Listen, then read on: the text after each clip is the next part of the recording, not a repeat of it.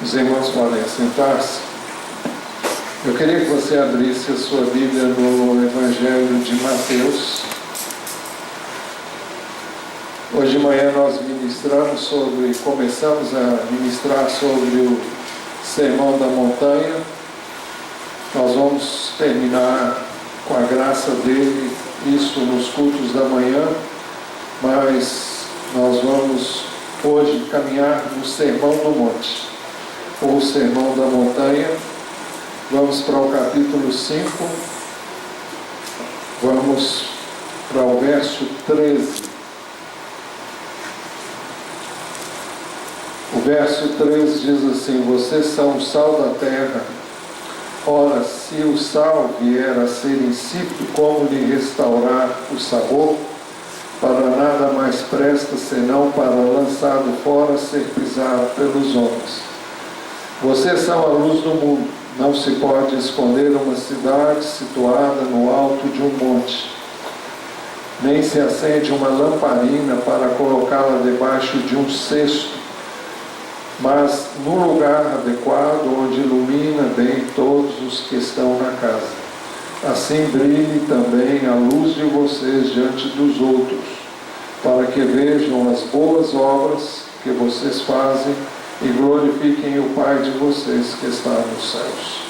Os irmãos, se quiserem, mantenham suas Bíblias abertas, se não, acompanhem aqui mesmo o que vai sendo projetado.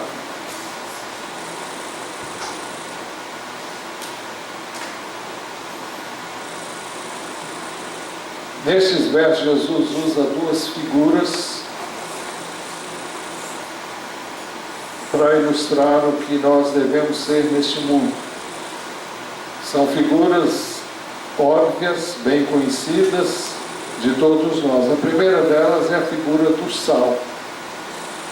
Jesus disse aos seus discípulos: vocês são o sal da terra. Qual é a finalidade do sal? Recentemente eu pesquisei na internet e vi 20 dicas para o uso do sal. E ele serve para inúmeras coisas, além daquilo que nós estamos acostumados a usar, naquilo que é básico. Mas o sal pode ser usado principalmente ainda hoje para dois fins. Primeiro, preservar principalmente carnes. Famosa carne seca ou carne salgada. No interior, matava-se quando era menino, matava-se um leitão, salgava ele todinho e ele era guardado durante o tempo que fosse necessário, conservado através do sal. O sal não permite que a carne se deteriore, né? E então a carne salgada, previamente salgada, isso sendo bem feito, o sal tem a capacidade de preservar e não permite que ela se decomponha. E aqui está uma figura que se presta a nos fazer entender o significado do sal. Jesus disse assim: vocês são o sal da terra.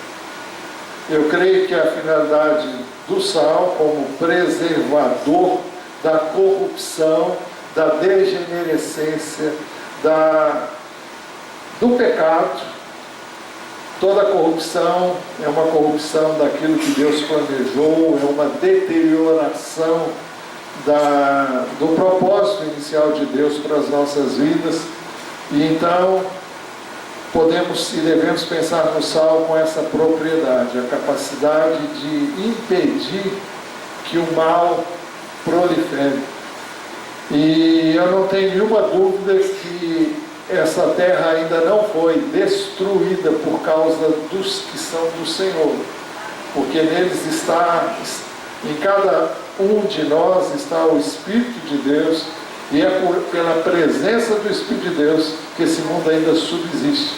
Senão ele já teria chegado a um ponto que não haveria como continuar mesmo. Mas Essa é a primeira finalidade do sal, é conservar, é impedir a corrupção, impedir que o mal prolifere, impedir que o mal se alastre, é deter o mal. A segunda propriedade do sal é que nós conhecemos mais hoje, especialmente nós que moramos na cidade. Eu digo na cidade porque o primeiro fim do sal, que preservar, normalmente é usado no interior, mas ainda hoje para conservar algumas carnes, mas hoje, principalmente, ele é usado da maneira mais comum e simples que podemos imaginar, que é de dar sabor aos alimentos. Assim, ao dizer vocês são o sal da terra, ele estava pensando na propriedade que o sal tem de dar sabor aos alimentos. Um alimento sem sal não é tão saboroso. À medida em que você vai envelhecendo, o médico vai recomendando que você vá tirando o sal, para que a pressão não suba além do que deve, para que ela permaneça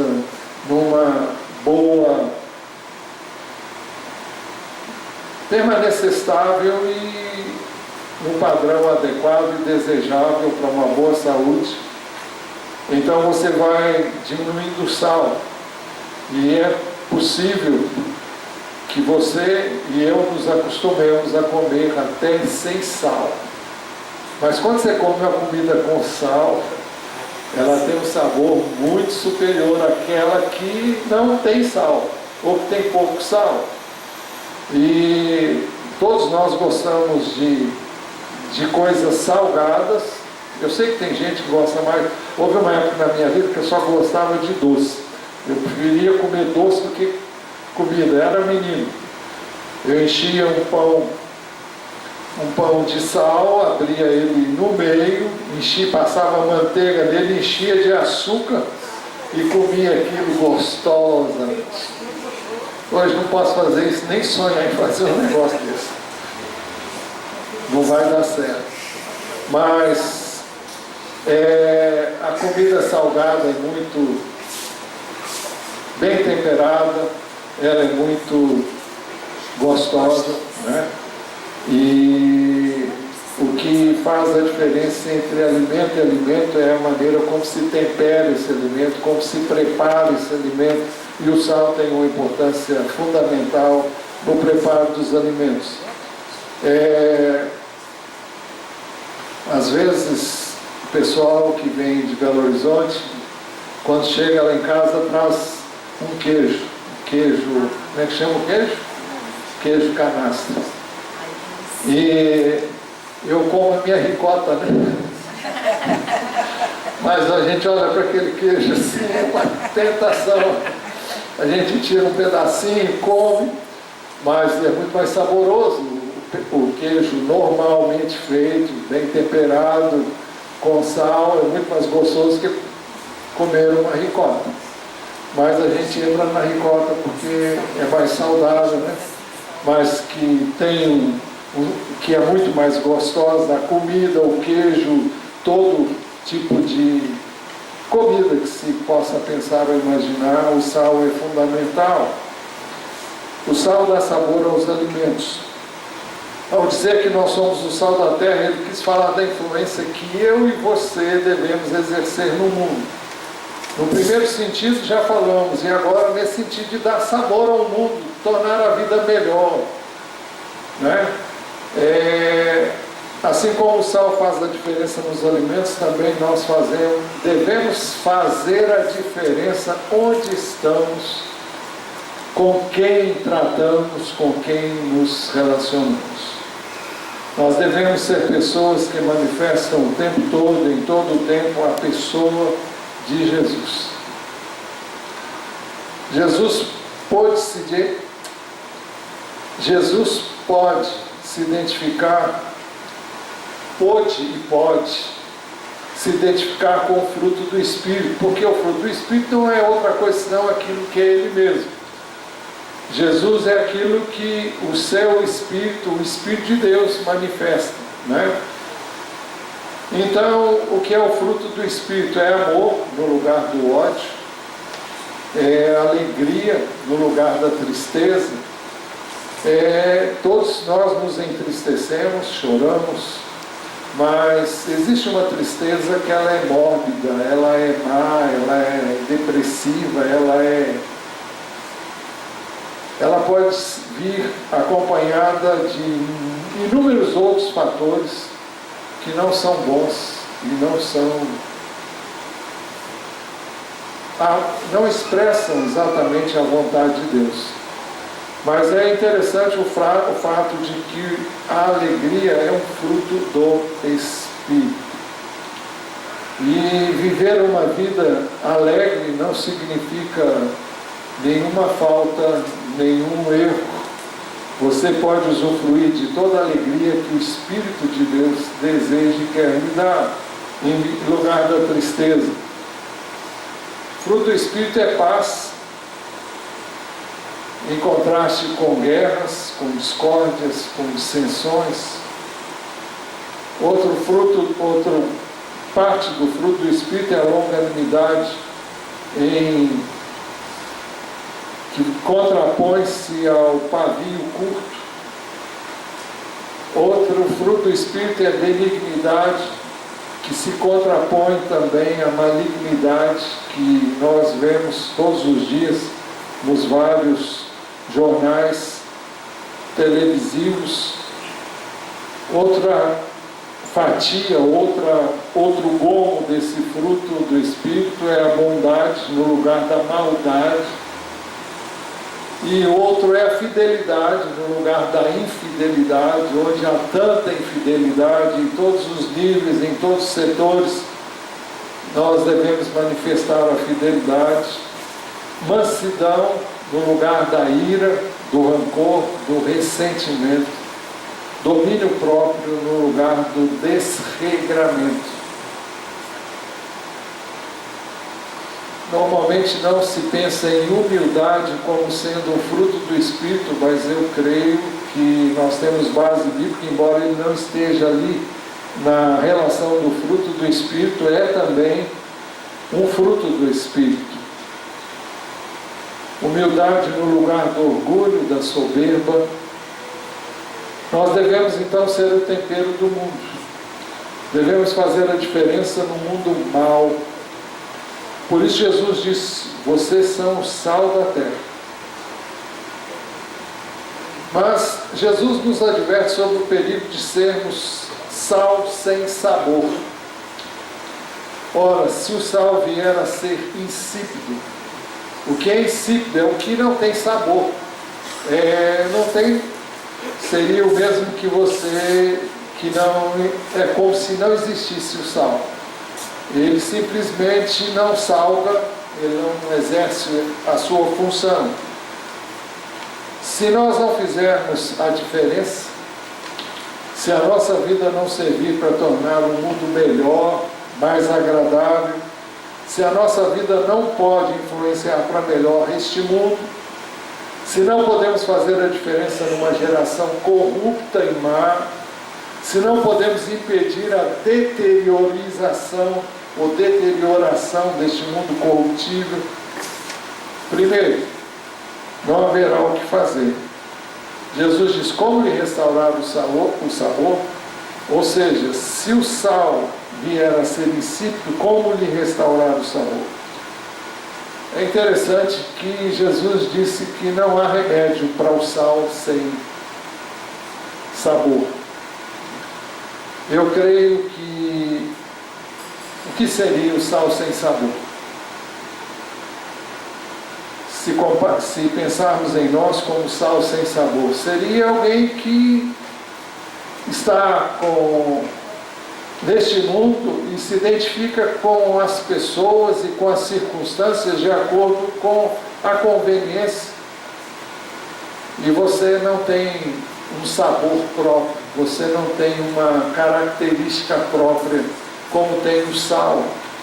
Então você se parece com todos, você se identifica com todos nos seus erros, nas suas maldades, nas suas práticas iníquas, você se mantém neutro, indiferente a uma postura de pecado. Então, Jesus disse que esse tipo de sal não serve para nada. Como lhe restaurar o sabor? Primeiro ele disse, ele dá a entender que não tem como. O sal, quando é insípido, não tem nenhuma serventia. Segundo, ele disse que o sal sem sabor não para nada mais presta senão para lançado fora, ser pisado pelos homens.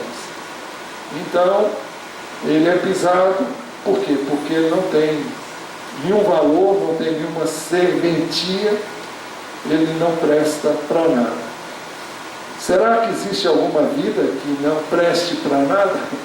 Eu creio que em Jesus todos nós podemos ser transformados, regenerados. Nós temos que ter muito cuidado quando nós lemos algumas parábolas e algumas similitudes que são usadas por Jesus, algumas símiles, melhor dizendo, porque ele usa dentro de um contexto, mas não se aplica a todos. A parábola do semeador tem um contexto, a parábola do joio e do trigo tem outro contexto. A mesma figura na parábola qual que eu falei primeiro? Do semeador, a palavra é a semente é a palavra de Deus. Na parábola do joio, a semente o que é? A semente que o Senhor lançou são os filhos do reino, enquanto que a semente que o inimigo semeou são os filhos do maligno. Então nós temos que ter cuidado, porque se lermos assim vai dizer, então não tem jeito para uma pessoa que procede mal, que está no pecado, não tem jeito.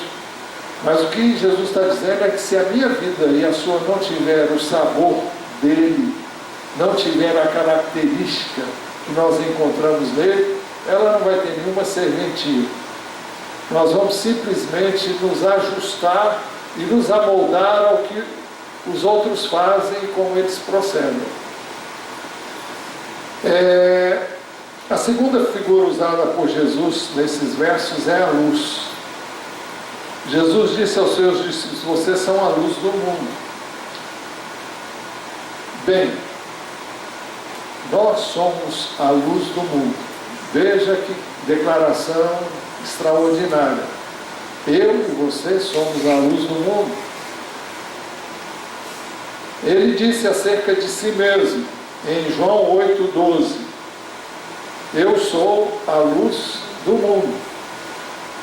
Nele a gente acha que é muito boa, adequada e própria essa declaração, mas quando nós olhamos para nós e pensamos, nós, eu, você, somos a luz do mundo. Vamos ver ainda mais. Jesus disse ainda mais. Eu vou ler o texto todo, porque eu não li primeiro, versículo João 8,12. De novo Jesus lhes falou dizendo, eu sou a luz do mundo, quem me segue não andará em trevas, pelo contrário, terá a luz da vida. Veja que aqui, então, sai uma luz. Quem me segue, quem segue Jesus, não vai andar nas trevas. Pelo contrário, terá a luz da vida. Vida que Ele dá. Lá em João capítulo 1, versículo 4, diz assim, falando de Jesus, nele estava a vida, e a vida era a luz dos homens.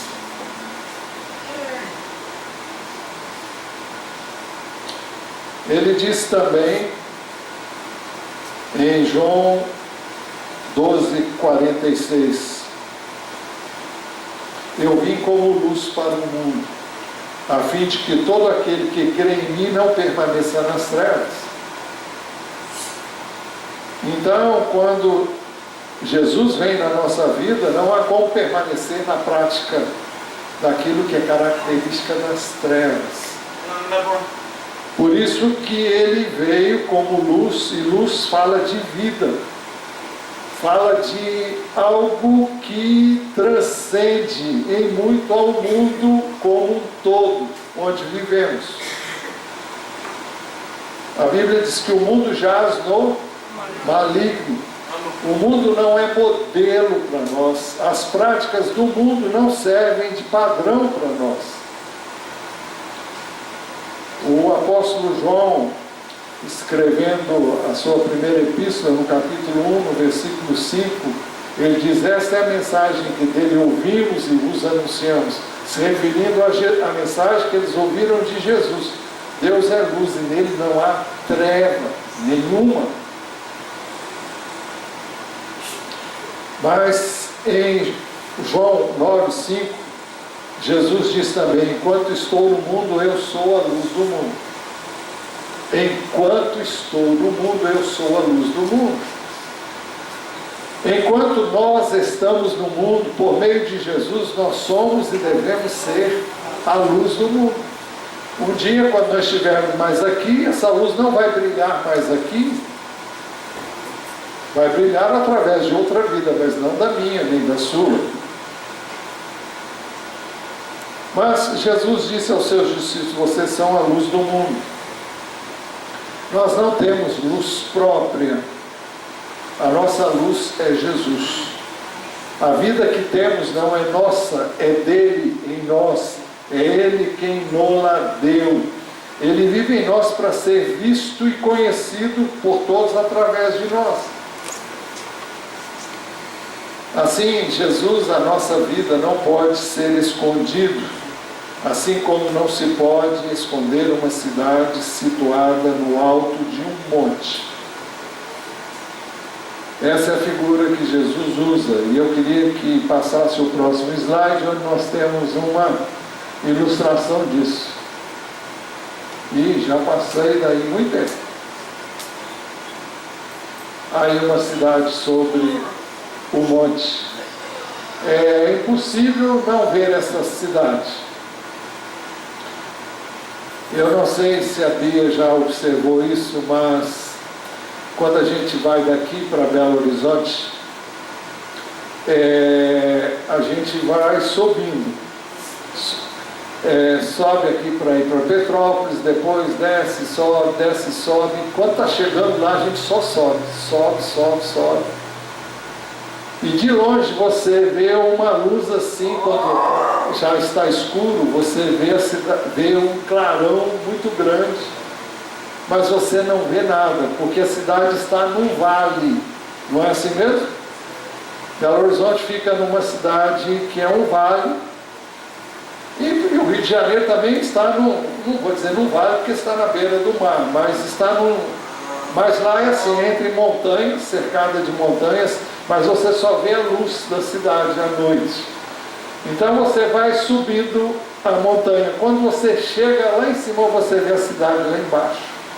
Mas Jesus não está falando disso, está falando de uma cidade que está edificada sobre o monte. E você não pode deixar de ver essa cidade em qualquer lugar que você esteja. Você pode estar em qualquer desses montes, pode estar em qualquer lugar, você vai ver essa cidade. Se você não estiver muito longe, né? Porque também não é assim dessa maneira. Mas a cidade, ela é vista por todos, não há como esconder-se. Essa cidade não tem como ocultar-se, porque ela é visível em todos os lugares que você estiver ao redor dela.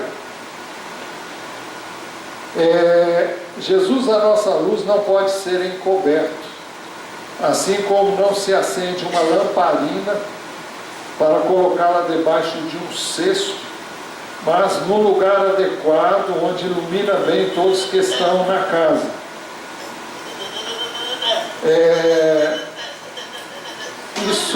Essa linguagem talvez seja um pouco estranha, mas ele está usando a figura de uma lamparina. Será que alguém aqui conhece lamparina? Tá. Lampião, né? Lampião, lamparina, são palavras sinônimas. Existem lamparinas de azeite, lamparinas de querosene, mas você não pode pegar uma lamparina e colocá-la debaixo da cama, até porque vai queimar a cama, né?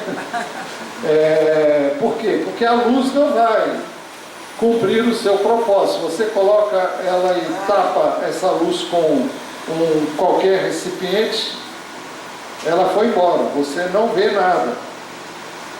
A luz, se você também tiver uma lâmpada e colocar ela debaixo da sua cama, também vai iluminar muito bem debaixo da cama, mas o resto da casa vai ficar escuro. Então, não é para isso que a lâmpada existe. Não é para isso que existe iluminação. A iluminação existe para que nós possamos ter um ambiente totalmente claro, não é? E possa, o texto diz, num lugar adequado, onde ilumina bem todos os que estão na casa. O propósito de uma lamparina colocada num lugar alto é para que toda a casa seja iluminada. Imagine-se numa casa onde não há energia elétrica e onde você tenha uma ou duas ou três lamparinas. Se você sai de um cômodo, você pega a lamparina e vai para o outro, e ali você tem luz. Quando você sai daquele lugar que você estava fica sem luz. Então, essa é a maneira como Jesus está nos mostrando que a nossa luz não pode ficar encoberta, ela tem que se manifestar. E Jesus diz que a nossa luz deve ser vista por meio de boas obras.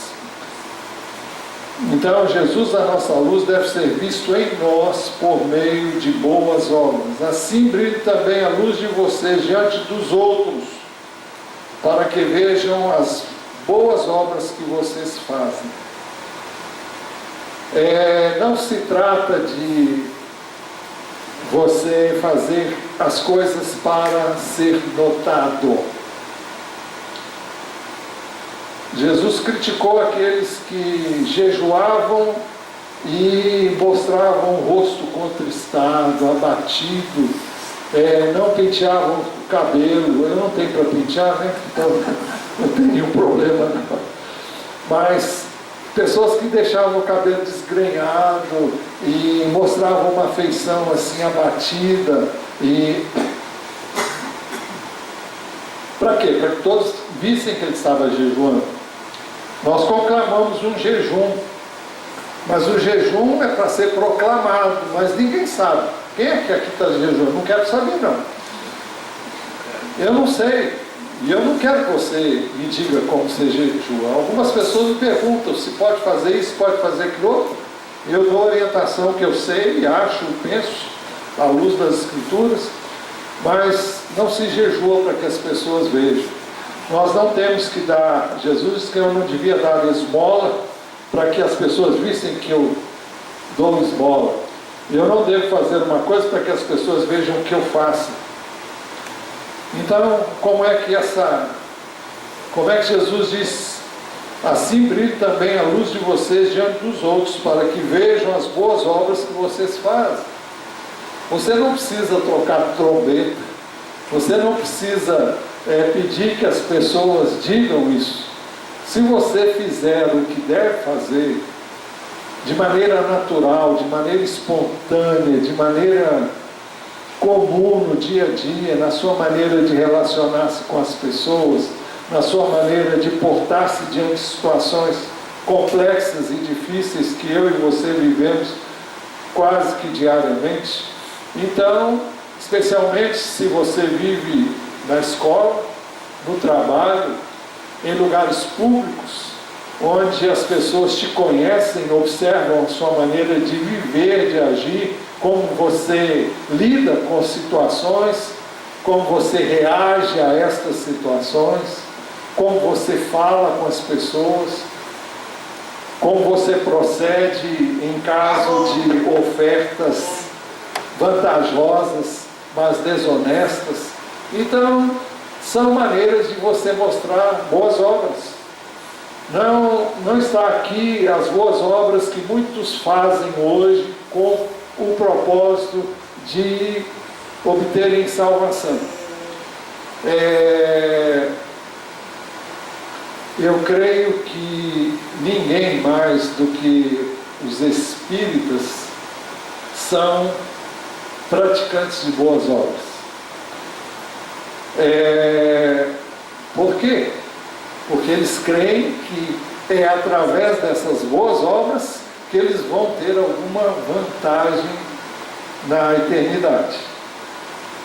E até pensam que poderão voltar aqui, se não forem muito legais aqui, e ter uma nova oportunidade. Mas a Bíblia não dá apoio a nenhuma destas premissas, dessas crenças, dessas invenções que não são de Deus, mas são do inimigo, que procura tirar o foco da pessoa de Jesus.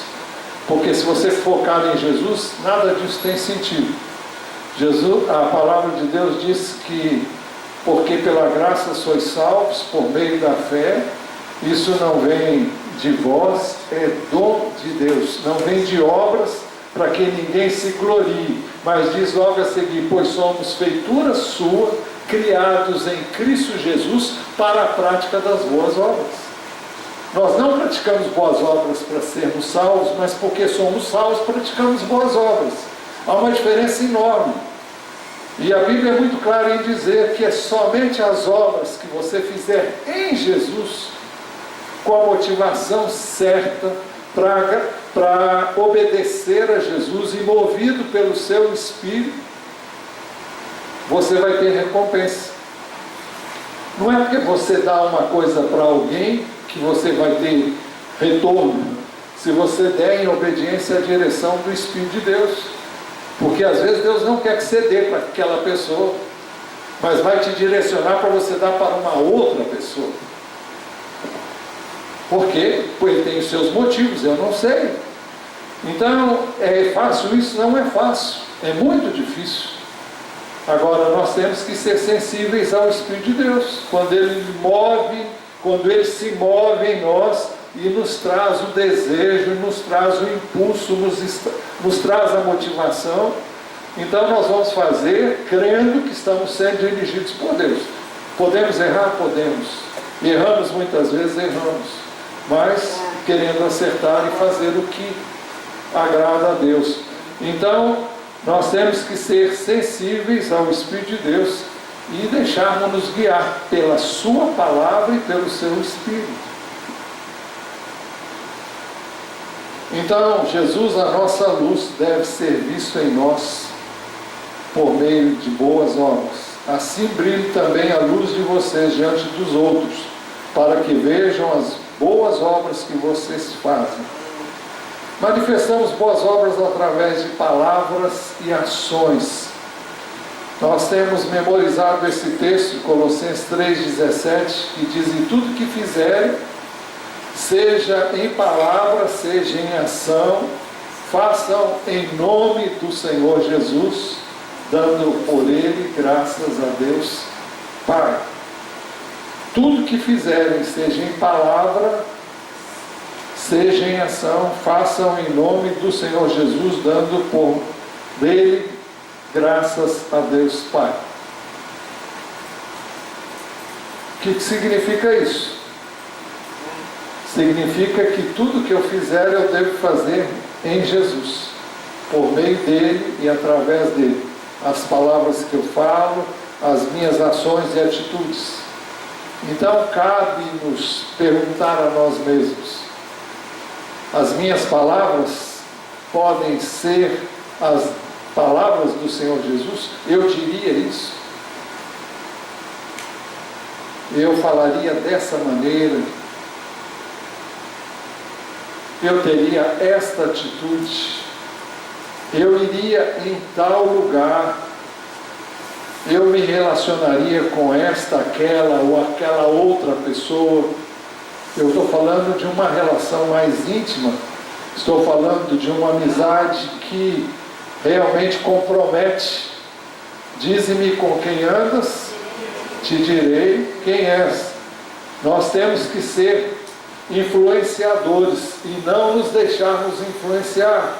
A nossa relação com o ímpio é para influenciá-lo, mas não para nos adequar a ele, mas para levá-lo a ver em nós a diferença.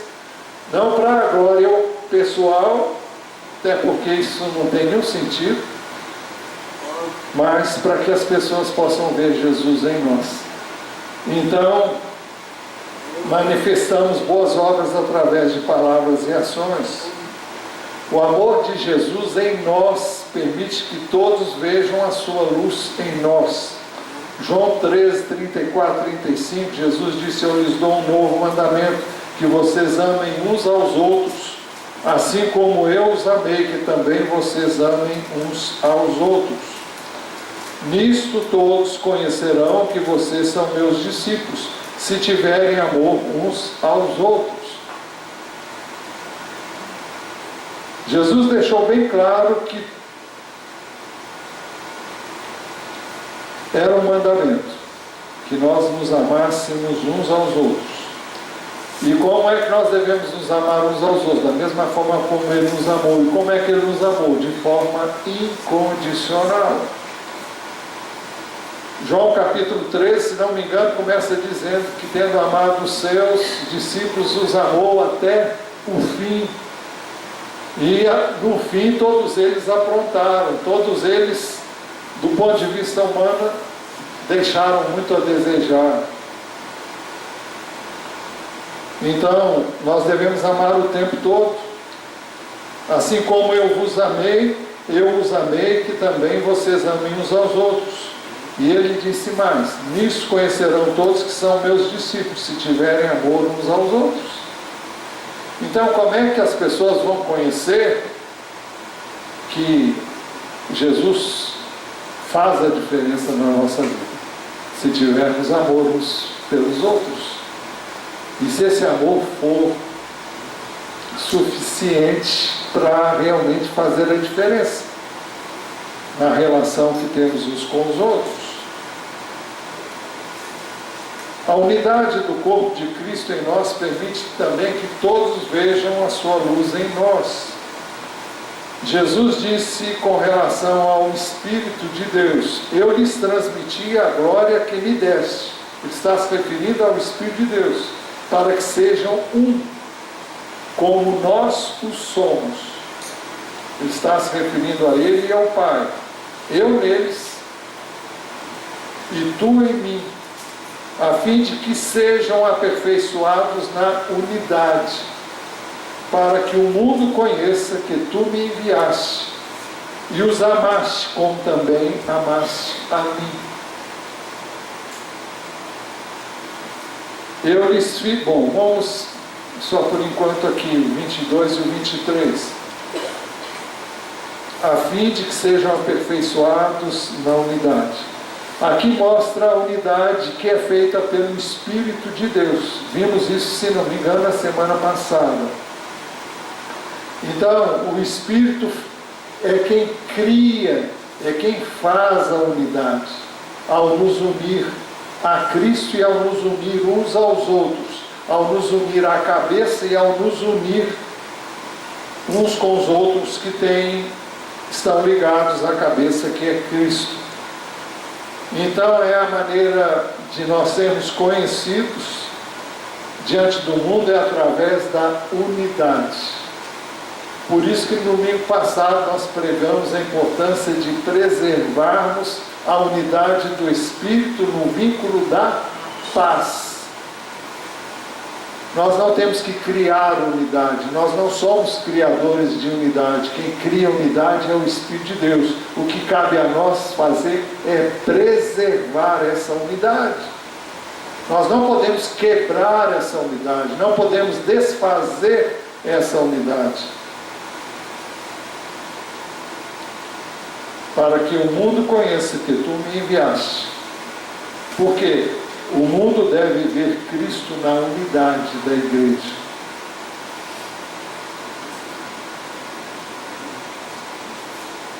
Há pessoas que não são sábias.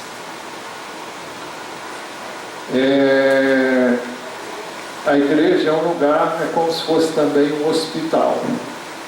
Hospital onde as pessoas são tratadas e elas são levadas à cura, algumas de forma instantânea, outras demoram mais tempo, mas o propósito da igreja é curar as pessoas nas enfermidades da alma, porque o Espírito de Deus é novo, é restaurado, é regenerado, mas a nossa alma, no sentido de mente, do psique, não foi transformado. E ele é renovado, a nossa mente vai sendo renovada. E como é que isso acontece? O milagre acontece através da palavra, do conhecimento revelado. À medida que vamos recebendo conhecimento de Deus, vamos rejeitando aquilo que é carnal, aquilo que caracteriza a carne, e vamos deixando que Jesus tome a sua forma em nós, melhor, que Ele nos formate de acordo com aquilo que Ele é. Isso é um processo e é contínuo. Agora, é preciso então que nós tenhamos sabedoria, porque imagine eu já citei aqui em outras ocasiões, você tem um problema com o irmão aqui, aí você chega na sua casa e conta para todo mundo o que aconteceu com o problema que você teve. Se essas pessoas são crentes, ainda assim podem ficar escandalizadas, e quem causou escândalo foi você que falou. Mas se não são crentes, eles nunca vão querer ser crentes. Por quê? Eles não vão entender. Cobra-se do crente uma postura de perfeição que eu e você não temos, mas que devemos buscar em Jesus. Agora, se nós comunicamos erros e falhas dos membros do corpo de Cristo para incrédulos, nós estamos simplesmente arrasando, impedindo que essas pessoas queiram Jesus. Por quê? Se isso acontece lá, por que eu vou querer ir lá? E olha, isso acontece com frequência. Já vi muitas vidas arruinadas aqui nessa igreja por causa disso. Pessoas que não tiveram a sabedoria de lidar com situações e saíram dizendo que não tinham o que dizer. Depois se arrependeram, mas o arrependimento delas não trouxe solução para os problemas que elas criaram nas suas próprias casas e famílias. Já vi lares totalmente deteriorados, arruinados por causa disso. Eu lhes fiz conhecer o teu nome e ainda o farei conhecer, a fim de que o amor com que me amaste esteja neles e eu neles esteja. O amor de Jesus não é aquele amor que só dá se você receber. É muito fácil amar quem ama a gente, quem trata a gente otimamente, quem nunca nos causa nenhuma decepção, quem nunca nos cria qualquer problema, obstáculo. Mas Jesus nos chama a amar com o amor dele. Um amor de um Pedro que diz: olha, eu não conheço esse homem, não sei quem ele é. Amar um João, um Tiago, que queriam os primeiros lugares ao lado de Jesus, porque queriam honra pessoal, queriam glória pessoal. E quem são esses homens? Quem vieram a ser esses homens depois? Depois de quebrantados, depois de passarem pela transformação de Jesus, foram instrumentos nas mãos de Deus, como foi Pedro, como foi João, como foi Tiago. Nós devemos fazer a diferença no meio de uma geração perversa e corrupta. Filipenses 2, 14 e 15, o apóstolo Paulo diz assim: façam tudo sem murmurações, nem discussões. Essa questão de reclamar da vida é uma coisa muito comum. Tem gente que reclama de tudo. Se está fazendo frio, reclama. Se está fazendo calor, eu e você podemos comentar: puxa, como está quente, né? Isso é normal. Ou puxa, como esfriou. Mas se você está murmurando quando você reclama, porque a situação não é que você gostaria que fosse, não é? Façam tudo sem murmuração nem discussões, para que sejam irrepreensíveis e puros, filhos de Deus inculpáveis no meio de uma geração pervertida e corrupta, na qual vocês brilham como luzeiros no mundo. Luzeiros fala de luz, e nós conhecemos dois luzeiros. Quais são eles? Sol e a lua. Um tem luz própria, o outro é o reflexo da luz do sol nele, que é a lua. Mas nós devemos ser isso. Esse é o padrão, é essa a nossa busca contínua da perfeição que há em Cristo. E nós não devemos desanimar enquanto não estivermos ao encalço dessa perfeição que não existe em nós. Essa perfeição está em Jesus. Jesus, a nossa luz, glorifica o Pai, o nosso Pai que está nos céus. E Ele disse: e glorifiquem o Pai de vocês que está nos céus. Tudo que fizermos, a nossa maneira de agir e viver deve trazer glória para Jesus, deve trazer glória para o Pai. Não pode trazer glória para nós. Olha, quando é muito comum nós sermos objetos de elogios e de uma série de coisas que nos atribuem. Tá bom, é bom você ser reconhecido, é bom você saber que enfim, que você é bênção. Mas se você toma essa glória para você, ela não vai lhe fazer bem. Comece a imaginar você recebendo glória. A glória que você sabe não é sua. A glória que você sabe é de Deus. Eu tenho visto Deus fazer coisas grandiosas. Uma das coisas que eu mais me alegro é em ver Deus aqui nas pessoas que servem Ele aqui em cima. E eu tenho a maior alegria em ver isso. É muito bom você ver Deus nas pessoas.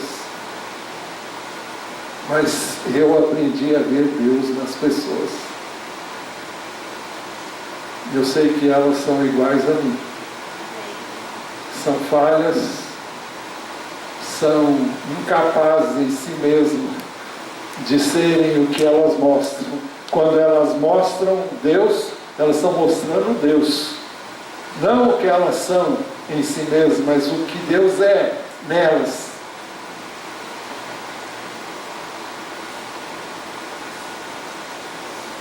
No Velho Testamento, o Espírito de Deus vinha sobre as pessoas. E quando o Espírito de Deus vinha, essas pessoas recebiam a capacitação para liderar. Recebiam capacitação para fazer as guerras do povo de Deus contra o inimigo que vinha contra eles. Enchia essas pessoas de ousadia, de intrepidez, e elas lideravam o povo nessas guerras que eram necessárias naquele tempo de então, que vieram a ser, na realidade, uma ilustração daquilo que ocorre no mundo espiritual, as guerras que vivemos e a maneira como enfrentamos essas guerras, não na força que nós temos, mas na graça que há em Jesus Cristo. Então, é notória a diferença entre aquilo que eu e você somos e aquilo que Deus é. A diferença é enorme. Não há como comparar. Não há. Então, nós não podemos tomar para nós nenhuma glória. Não podemos permitir que o inimigo consiga nos colocar numa posição que não é nossa. A glória fica bem só para uma pessoa, e é a glória de Deus. A glória em Deus, ela se ajusta, ela se encaixa, ela se ajusta direitinho, e ela nos traz um gozo e uma alegria que a glória pessoal não traz. Então, eu morro de medo da glória que humana em mim. Não estou falando de você, estou falando de mim. Eu corro a léguas dela. Você sabe o que é légua? Existe isso ainda? Quanto é uma légua? Nem eu sei mais quanto é uma légua. Uma légua, quanto é? São 15 quilômetros? Acho que é, né? Não sei se é. Mas eu corro da glória pessoal. Tenho pavor, e Deus sabe que eu tenho esse pavor. É muito fácil de você se deixar levar por ela. E glorifiquem o Pai de vocês que está nos céus, porque se praticarmos boas obras, serão feitas dele. A nossa conduta deve ser exemplar para a glória de Deus. 1 de Pedro 2,12 diz assim: amados, peço a vocês como peregrinos e forasteiros que são, que se abstenham das paixões carnais que fazem guerra contra a alma. Pedro usa a palavra alma aqui para o que nós chamamos de espírito. A visão do apóstolo Paulo, quando ele escreve as suas epístolas, é uma visão tríplice do homem. Esqueci até o nome que se dá aí, tricotomia. O homem é um espírito, no entendimento do apóstolo Paulo, e ele tem uma alma e vive no corpo. A alma é a expressão do espírito e do corpo, ou expressão do corpo e do espírito. Mas alma e corpo, eu estou falando do psique, não são eternos. Mas na linguagem de Pedro, e eu penso que algumas vezes na linguagem